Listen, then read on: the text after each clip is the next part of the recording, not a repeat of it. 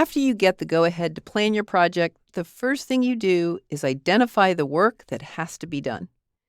Even small projects can have lots of tasks. That's why project managers use a diagram called a work breakdown structure, or WBS, to organize work.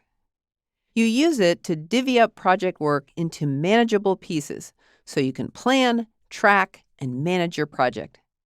Creating a WBS helps manage the project in several ways.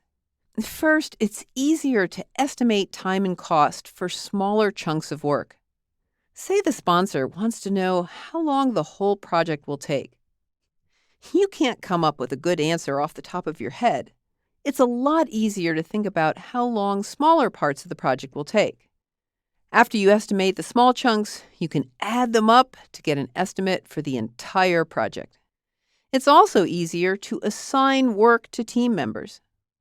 By breaking work into smaller pieces, you'll have built-in checkpoints to measure progress on the project. A WBS contains two kinds of tasks: summary tasks and work packages. Summary tasks are the higher-level tasks that summarize work in some way. Summary tasks describe parts of the project.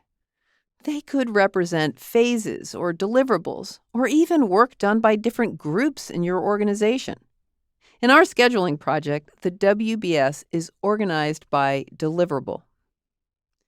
How many levels of summary tasks depends on the size of the project. A few levels are enough for a small project. If a project is large or complex, you might have several levels of summary tasks.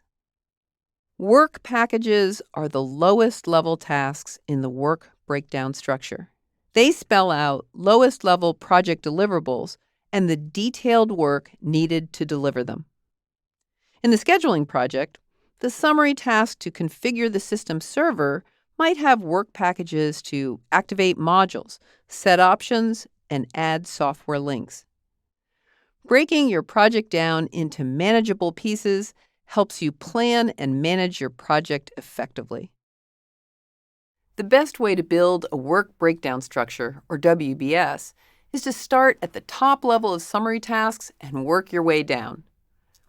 Work with your team to identify the WBS.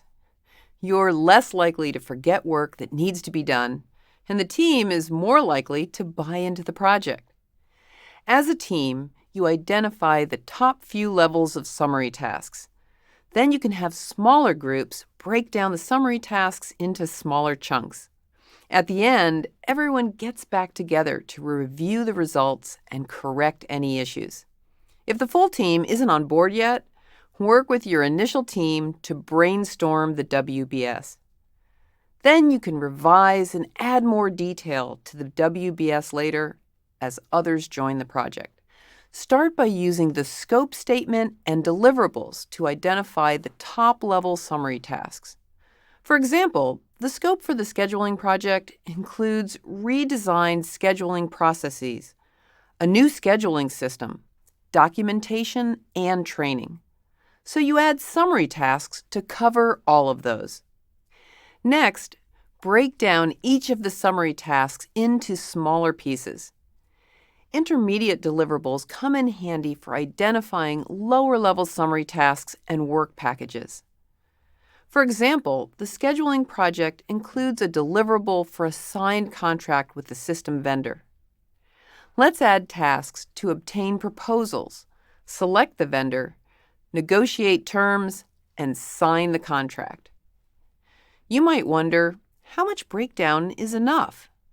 Most project managers shoot for work packages that take between 8 and 80 hours to complete. Work packages are the lowest level tasks in the WBS and represent the work that needs to be done. Consider breaking down work to match the frequency of your status reports.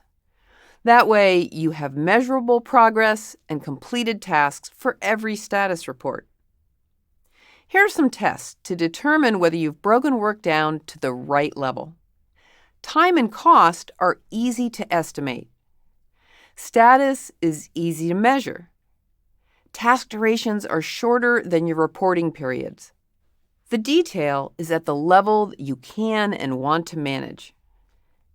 Different parts of a project might require different levels of decomposition. One part of the project might include more work, so you break it down to 3 or 4 levels. If another part of the project is simpler, you might need only 2 levels. Don't worry about the initial organization of your WBS. You can rearrange it later as you learn more about the project. Building a WBS from the top down works well because you can use the scope statement and deliverables to get started. For practice, try building more of the scheduling project's WBS based on the project scope and deliverables. A short task name in a WBS isn't enough to tell team members what they're supposed to do. To give your team the info they need, create work package documents that describe the work that needs to be done in detail. The level of detail needed in the work package document depends on things like how familiar the work is and the experience of the person assigned to the task. For example, a work package document might include a detailed description of the work for a less experienced person. For someone more experienced, a checklist of things to do might be enough. If the specifics of the work are described somewhere else, you can refer to the other document that contains the information. A work package document does more than describe the work. It also identifies how you know the task is complete and whether it was completed correctly.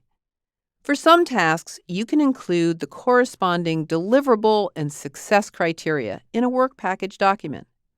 Otherwise, write up a description of what you will have when the task is complete and what it should look like.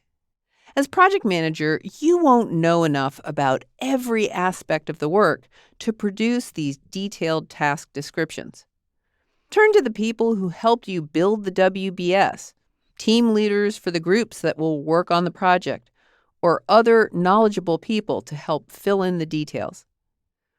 Work packages help your team members deliver what they're supposed to. For practice, try defining a work package for the schedule training task that appears in the scheduling system WBS.